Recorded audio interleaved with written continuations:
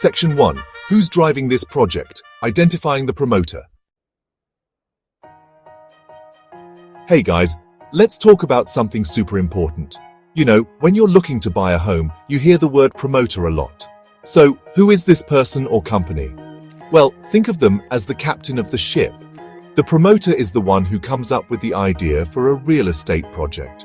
They're the ones who get the land, get all the necessary permissions from the government, and start the construction.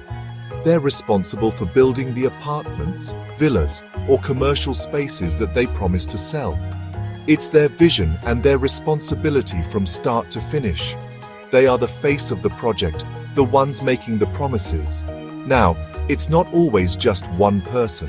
A promoter can be an individual, a partnership firm, or a big company. Sometimes, it's the person who actually builds the property. Other times, it could be someone who just develops the land and gets others to build on it.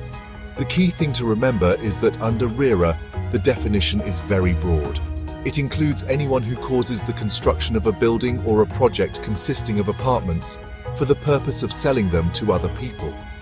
This is a crucial point because it widens the net of responsibility, which is great for us, the buyers.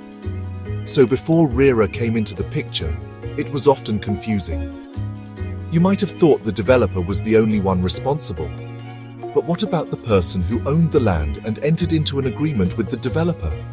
Their role was often unclear, and they could sometimes escape responsibility if things went wrong. RERA changed all of that. It made the definition of a promoter crystal clear. Anyone who advertises, markets, or sells the property is also considered a promoter. This means more people are on the hook to deliver what was promised to you. This simple change is a game changer. It means you, as a home buyer, have a very clear understanding of who is behind the project you are investing your life savings in. It's not some faceless entity anymore. RERA requires the names and details of all promoters to be registered and made public. This transparency is the first step towards accountability. You know exactly who is running the show, and that knowledge gives you power. It's like knowing all the members of the team before you decide to join them. This is your first checkpoint in your home buying journey. Section 2. Too many cooks when multiple promoters join forces. Real estate projects are massive undertakings. They're often just too big for a single person or company to handle alone. And this is exactly where joint ventures and partnerships come into play. You'll often see a situation where a landowner who has a prime piece of land teams up with a developer who has the expertise and money to build the project. They sign an agreement, often called a Joint Development Agreement, or JDA, to work together. In this scenario, both the landowner and the developer become promoters of the project under RERA. It's a team effort, and RERA sees it that way too. Let's break down these partnerships a bit more. The landowner might contribute the land as their part of the investment.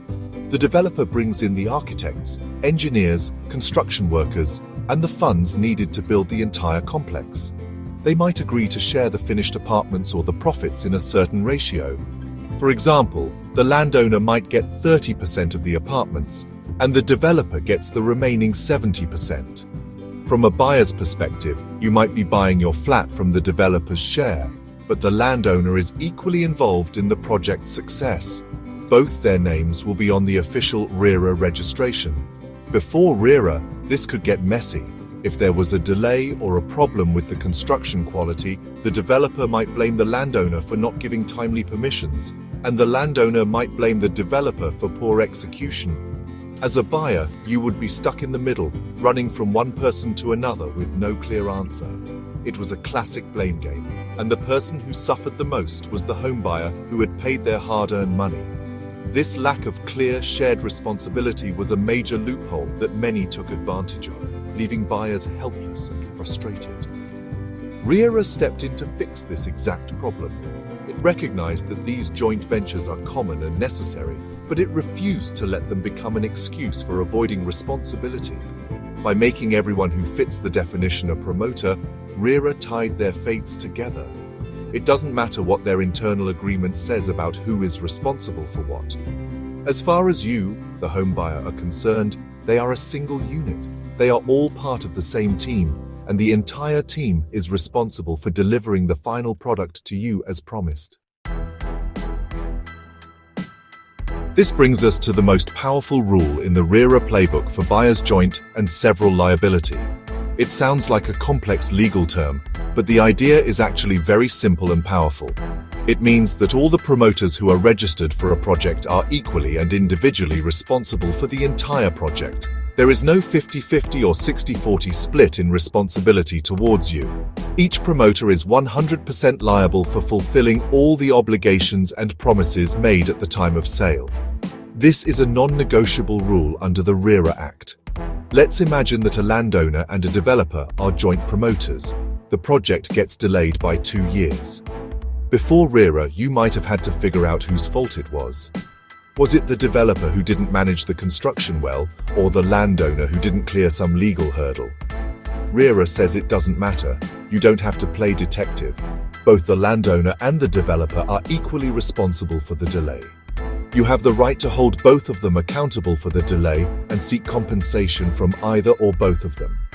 This principle of equal liability extends to everything. This includes the quality of construction, getting the completion certificate, forming the residents' association, and handing over the common areas. If there are defects in the building, you don't have to worry about whether it was the builder's fault or if the landowner approved a cheaper material. Both promoters are on the hook to fix it. This removes any ambiguity and prevents them from pointing fingers at each other while you wait for a solution. Their internal agreements are their business. Your protection is RERA's business.